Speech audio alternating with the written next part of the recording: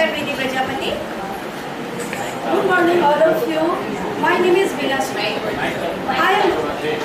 We are teachers of KG section and the topic is Warren Buffett.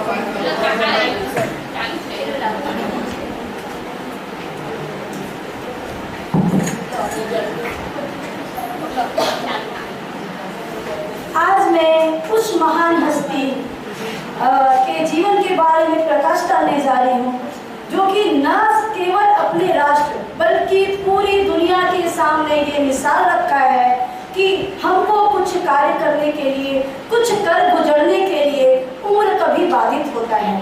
उन्होंने ऐसे बड़े बड़े कारनामे किए जिसकी प्रेरणा जो है लेकर हम अपने जीवन तथा अपने विद्यार्थियों के जीवन में लागू कर सकते हैं। और हम शिक्षक हैं, और शिक्षक जो होता है वो राष्ट्र का निर्माता होता है, एक बच्चों का भाग्य विधाता होता है। तो हम अपने बच्चों के जीवन में किस तरह से परिवर्तन लाएंगे, क्योंकि हमारे बच्चे तो अलग अलग परिवेश से आते हैं, अलग अलग जगहों से आते हैं, अलग अलग फैमिली से आते हैं, और हम उनको एक जगह बिठाकर एक शिक्षा देते हैं। तो ये हमारा जो है एक चैलेंज है अपने बच्चों के लिए, क्योंकि हमारे बच्चे सब एक जैसे नहीं होते हैं, अलग अलग होते हैं। हमारे बच्चों की IQ भी अलग होती है, कोई इंटेलिजेंट होता है, कोई एवरेज होता है, और कोई बच्चे हमको ऐसे भी मिलते हैं जो एवरेज से भी बिलो होते हैं। तो हम एक शिक्षक हैं, गुरु हैं, तो गुरु के तौर पे हमारा क्या दायित्व है। तो ये वॉरेन बफेट की जीवनी जो है, इससे हमको बहुत बड़ी प्रेरणा मिलती है, क्योंकि इन्होंने 7 वर्ष की उम्र से अपने व्यवसाय के क्षेत्र में जो है काम करना चालू कर दिया था। इतना ही नहीं, 11 साल की उम्र में इन्होंने निवेश की दुनिया में कदम रखा, और 13 साल की उम्र में पहले ऐसे व्यक्ति हैं जिन्होंने इनकम टैक्स रिटर्न फाइल की। आप इस बात से क्या समझ सकते हैं, कोई इनमें से बताएगा? 13 साल की उम्र में इन्होंने रिटर्न फाइल किया। आपको इससे कुछ समझ में आया? क्या बता सकते हैं? ये थी इनकी ईमानदारी, इनके अंदर ईमानदारी। क्योंकि देखिए, ये तो बिजनेसमैन थे, 7 साल की तो उन्होंने अपने पिता को देखा, उनके पिता एक शेयर ब्रोकर थे, और देखा कि वो मेरे फादर ऐसा काम करते हैं। तो उन्होंने, ये तो कहते हैं ना, लालने के पूत पालने में दिखता है, ये तो यही बात इनके साथ लागू हुई कि ये लालना जो है ना, इनका जो है वो पालने में ही दिख गया कि ये कैसे निकलेंगे। इसलिए इनके फादर जो है इनको फायर बॉल भी कहते थे। विलक्षण प्रतिभा के धनी व्यक्तित्व थे, विलक्षण प्रतिभा थी इनके अंदर। इन्होंने ऐसे बड़े बड़े कारनामे किए। तो ऐसे व्यक्ति हैं वॉरेन बफेट, जिनका मतलब ये जो है वर्कशायर हैथवे कंपनी के मालिक हैं, और शेयर दुनिया के बादशाह माने जाते हैं। इसलिए इनको ओमाहा के बादशाह के नाम से भी हम आज जानते हैं। आगे दीदी मैडम बताइए। वॉरेन एडवर्ड बफेट का जन्म 30 अगस्त 1930 नेब्रास्का ओमाहा शहर में अमेरिका में हुआ था। वॉरेन बफेट के पिता हार्वर्ड एक स्टॉक ब्रोकर कंपनी में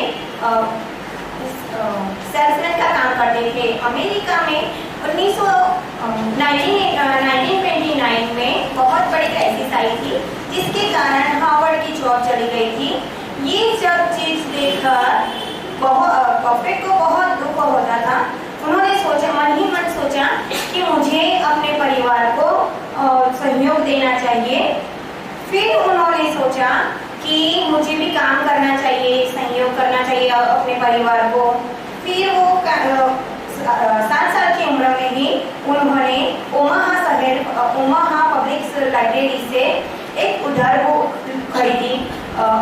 बुक ली थी, जिसका नाम था 1000 Ways to Make, जिसके यह किताब पढ़कर वो बहुत प्रेरित हुए थे। इस किताब में $1 कमाने के 1000 तरीके थे। यहाँ से उनके जीवन को एक नई दिशा मिली थी। जितना ज्यादा आप सीखोगे, उतना ज्यादा आप कमाओगे। तो आपने दीदी मैडम से सुना कि उन्होंने, उनके घर में 1929 में अमेरिका में क्राइसिस आई थी, और उस क्राइसिस के दौरान क्या हुआ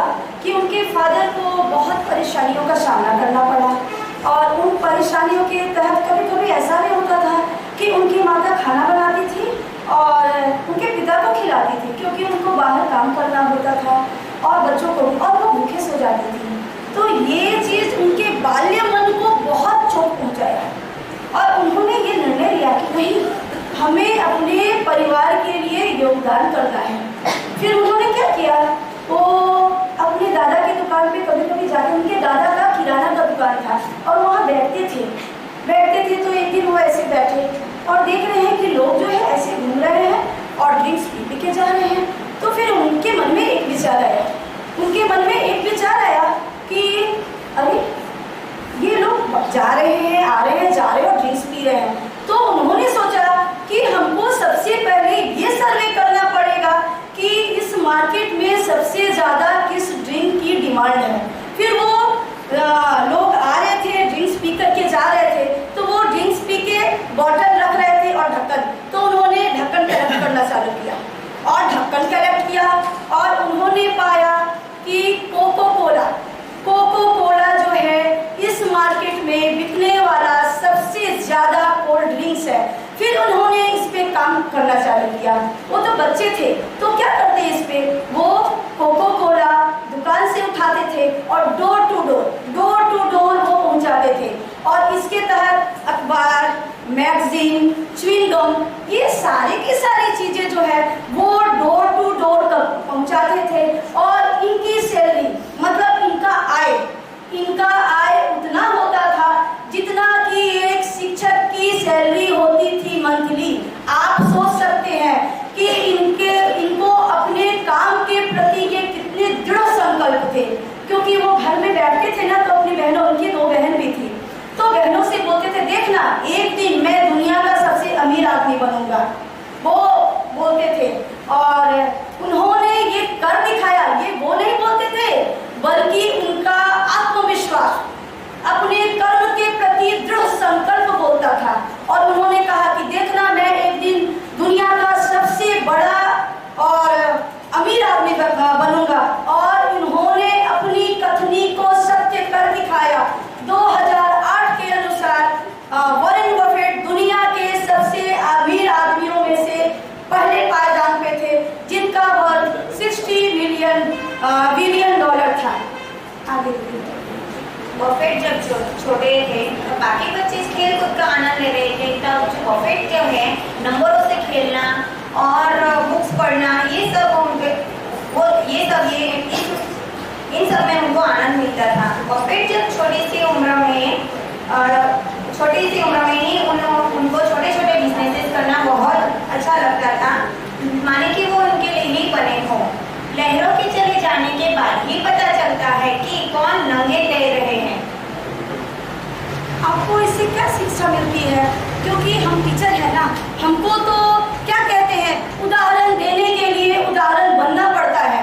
तो सबसे पहले कोई भी चीज़ हमको अपने जीवन में उतारना पड़ेगा। और ये बफेट से हमको सीखने को मिला। उनको ऐसा नहीं है कि उनके जीवन में परेशानियां नहीं आई, लेकिन उन्होंने अपनी छोटी छोटी परेशानियों को कभी मुद्दा नहीं बनाया। कहते हैं ना, असफलता निराशा का सूत्र नहीं, अपितु यह एक नई प्रेरणा है। वो जब भी गिरे ना, तो वो दुगनी शक्ति के साथ उठे, क्योंकि उनके मन में था कि हमको तो बिलियनियर बनना है।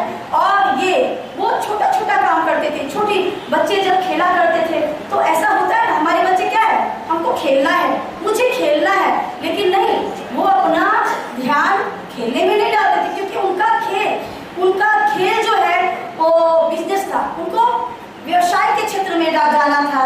और उन्होंने शेयर की जो बातें अपने पिता से सीखी। छोटी सी उम्र में जब बच्चे खेला करते थे तो अपने पिता के स्टडी रूम में जाते थे और स्टडी रूम में जा करके अपने पिता को इतना तो पढ़ नहीं पाते थे, लेकिन वो बुक को जो है उलट कर देखते थे, इसमें क्या चीज़ें हैं, इसमें क्या चीज़ें हैं। तो अपनी सफलता का बहुत सारा हिस्सा उन्होंने अपने पिता को भी दिया है, क्योंकि वो पिता से ही ये चीज़ जो है विरासत में मिली उनको।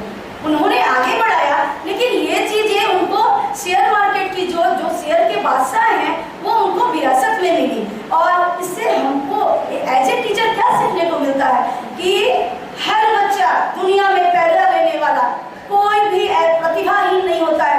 हर बच्चे के अंदर कुछ न कुछ प्रतिभा अवश्य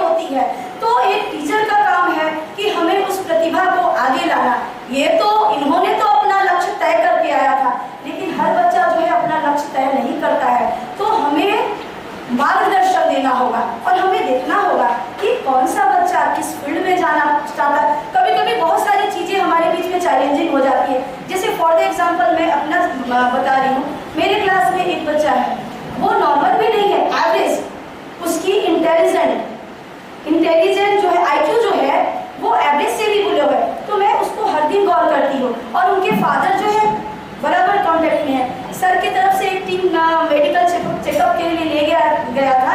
तो मैंने उस बच्चे को सबसे पहले डॉक्टर से मैं बात की और मैंने बोला कि मैडम ये बच्चा जो है ना बिल्कुल ऐसे, मतलब जब मैं यहाँ ज्वाइन की थी तो बिल्कुल ऐसे शांत रहता था, मतलब उसकी आईक्यू और समझ की कोई मूवमेंट नहीं था, है ना। तो उनके फादर को मैंने सजेस्ट किया कि आप किसी साइकाट्रिस्ट के पास ले जाइए, फिजियोथेरेपी के पास ले जाइए, क्योंकि मैडम को जब मैं फर्स्ट बार आई तो मैंने स्नेहा मैडम को देखा कि उस बच्चे को खिला रही है। वो बच्चा खाना भी नहीं खाता था, लेकिन आज के डेट में वो बच्चा बार बार जा करके मुझे खाना चाहिए और एक एक स्टेप, अब वो देख रहे हैं वो काउंटिंग भी लिख रहा है। नेक्स्ट क्या है, अभी 2 दिन पहले वो बच्चा ने एक बच्चे को कस के तमाचा मारा।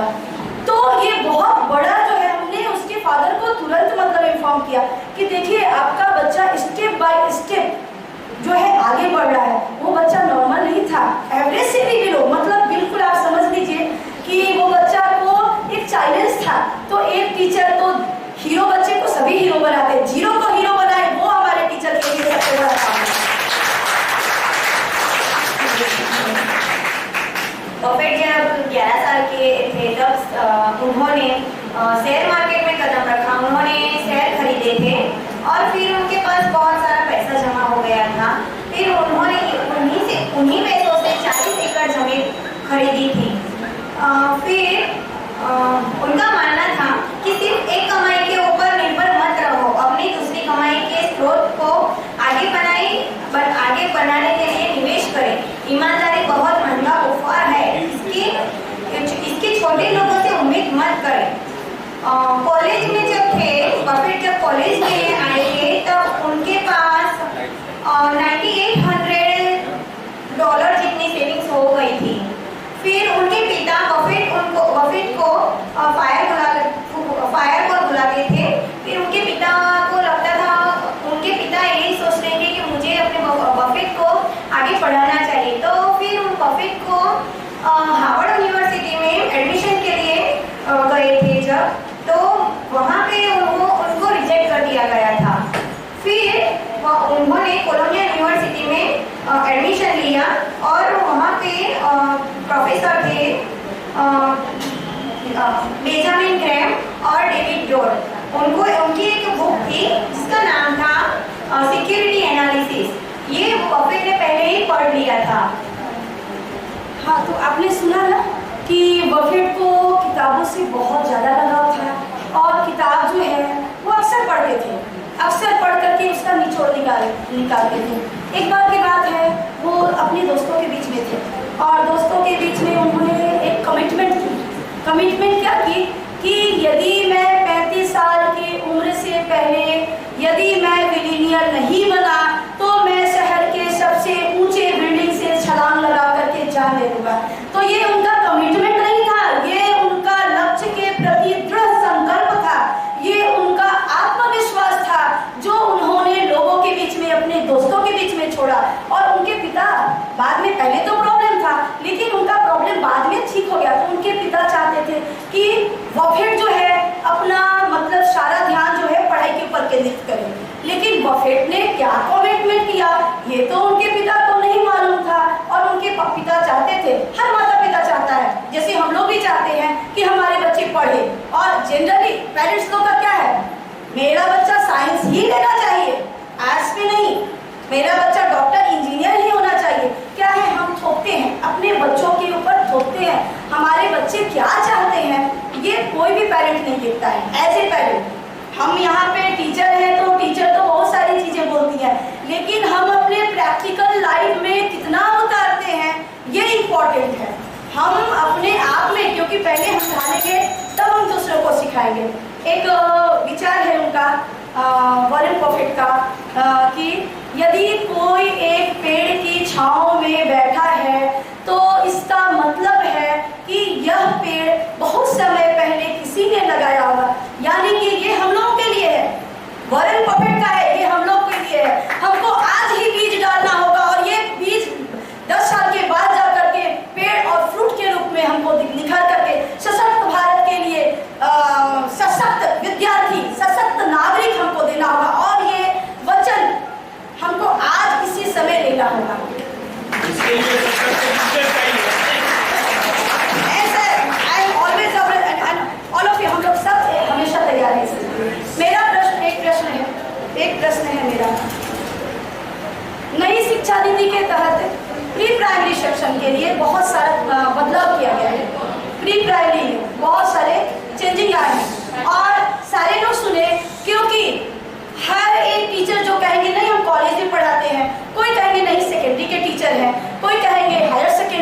नहीं, हर वो पहले हम लोग पेरेंट होते हैं कहीं भी स्कूल में, ठीक है, हम पहले भी जाते हैं, लेकिन एज ए पेरेंट होने के नाते हम अपने बच्चों को तो पढ़ाते हैं। पहली शिक्षा कोई भी बच्चा अपने माँ बाप से ही ग्रहण करता है।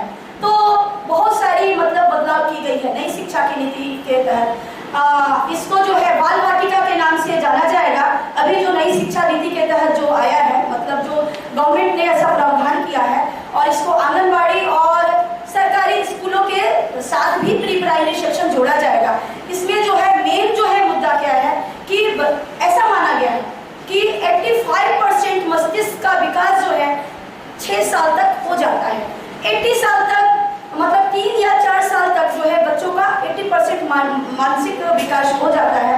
तो इसलिए सरकार ने इस बात पे ध्यान ज्यादा दिया है कि बच्चों का मानसिक विकास कैसे हो, शारीरिक विकास कैसे हो, तब तो वो समाज के सामने अपना मतलब कुछ भी दिखाएगा। और बेसिक 1 क्लास तक पहुंचे बच्चों का वो स्ट्रॉन्ग। तो किस तरह का शिक्षा, जैसे कहते हैं ना एक्टिव बेस्ड लर्निंग और प्ले टू गेम लर्निंग, और हम जो अभी करा रहे हैं पढ़ा के लर्निंग। और मैंने जब एनटीटी किया था उस समय मुझे तो सबसे पहला लेसन था हम लोगों को टीचिंग एड। जैसे टीचिंग एड का मैंने वो रैबिट बनाया, मतलब टीचिंग एड जो है ना वो सबसे पहले एनटीटी में सिखाया गया था। क्योंकि टीचिंग एड के थ्रू, मान लीजिए एक एग्जाम्पल है, हम बच्चे को पढ़ा रहे हैं क लिखो, तो का ऐसे हम लोग लाइन ड्रॉ कर रहे हैं, पढ़ा रहे हैं, बच्चे नहीं सीख पाते। आप खुद भी अपने से जब हम कहेंगे बच्चे चलो सड़क देखी है ना, स्लीपिंग लाइन, पुलिस का डंडा देखा है ना, स्टर्निंग लाइन, सर्कल, अंडा देखा, मुर्गी का अंडा देखा है ना, सर्कल, कुत्ते का कान देखा है ना, कब? तो क्या बन गया? सरकार की सड़क, पुलिस का डंडा, मुर्गी का अंडा, कुत्ते का कान कब बन गया? तो इस ढंग से ये है तब्दीली चाहिए। हम लोग कहते हैं ना बहुत अच्छे टीचर है, नहीं, थोड़ा तो परिवर्तन चाहिए। हम छोटे बच्चों को आप चाहेंगे एकदम कंटिन्यू, बच्चे बहुत समझ लेंगे, और जब बच्चे बहुत समझेंगे ना पढ़ाई को तो इंटरेस्ट लेके नहीं पढ़ेंगे। तो थोड़ा गैपिंग देना चाहिए। हमको इंटरेस्ट पैदा करना है, हमको आगे ले जाना है, हमको पढ़ाई को बोझ नहीं बनाना है। तो एज ए टीचर होने के नाते हमारी बहुत बड़ी भूमिका है, क्योंकि हर पेरेंट जरूरी नहीं कि वो पढ़े लिखे हो, शिक्षित हो। तो इसलिए हम तो शिक्षित है, तो हमको मतलब कैसा स्टूडेंट देना है, तो हमको इस तरीके का स्टूडेंट देना है। Thank you very much.